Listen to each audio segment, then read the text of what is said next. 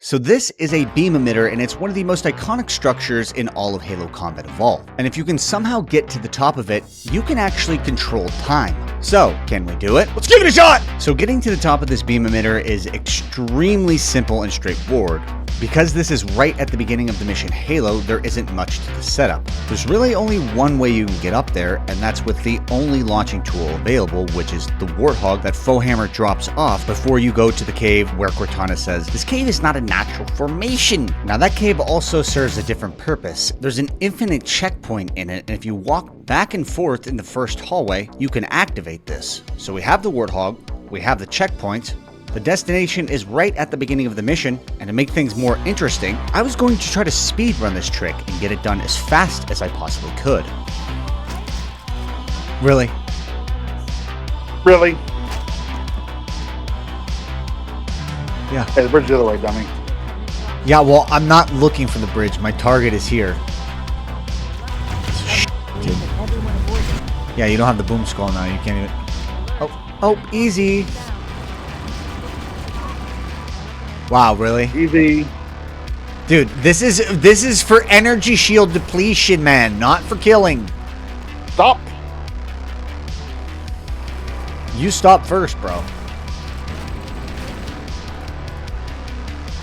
Like this, guys, this is what I've had to deal with. 30 years straight, non-stop. Non-stop betrayals. Wow, dude. Really? Your own brother. Hey, so that? You would do that to your own brother. Exactly. You're like Anakin, dude. Bye.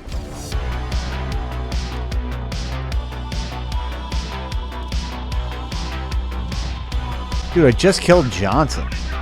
Dude, Johnson's dead. You can just kill Sergeant Johnson, who's in the next 3 games immediately on... Dude, that's just some random black guy who's just a racist. That is Sergeant Okay. We're not doing this, bro. Today we research, is Johnson black? His revitiligo. That looks like Sergeant Johnson to me, man. You know, I played this game a couple times, but that looks like him, unless there's another guy that looks exactly like Sergeant Johnson in this game. I will not get my eyes checked. I will not get my butt checked. The only checks I get in life are checks. Yeah. Yeah. Swing and a miss. Dude, how many darn freaking things do I have to freaking kill, man? I'm sick of killing all these animals. I'm a peaceful guy. Don't call, dude.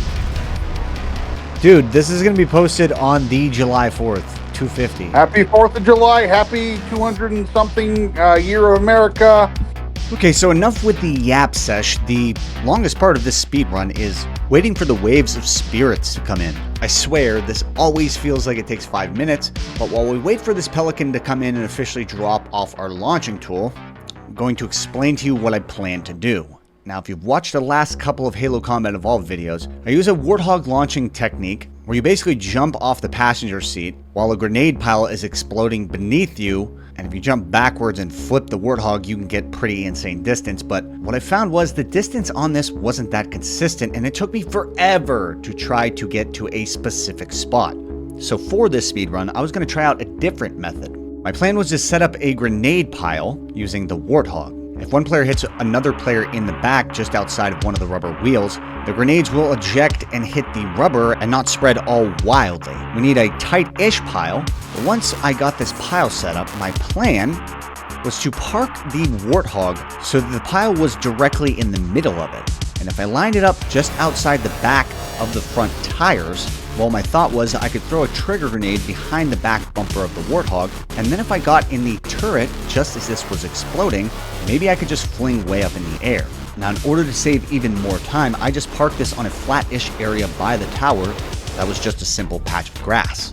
I then lined myself up against the back bumper of the Warthog with a frag grenade equipped. While crouched and looking straight down at the ground, I sent my brother forward to the unnatural location hallway to get a checkpoint.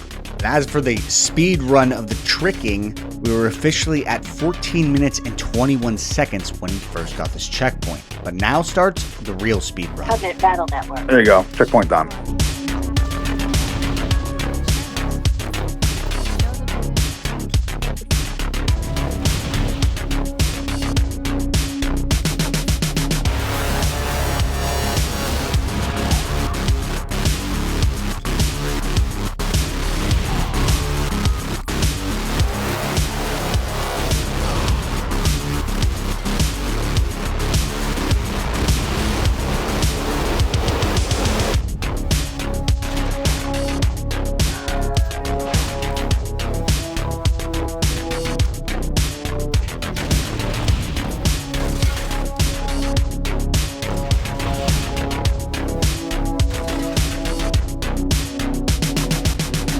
Boom! Now we're frozen. Wow. Crazy. And that was it. That's the trick, guys. Short and sweet one this week. So for whatever reason, and if you know the technical explanation to this question, let me know. But once you make it to a certain height on this map, which is basically right where the top of the tower is, everyone in the game freezes while the atmosphere continues to move.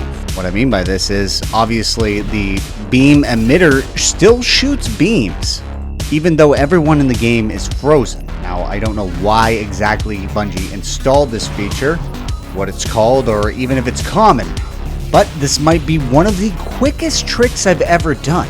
And the tower happens to be basically the only thing that can shoot fireworks. And it is the 4th of July. Happy 250th, America! Love you guys.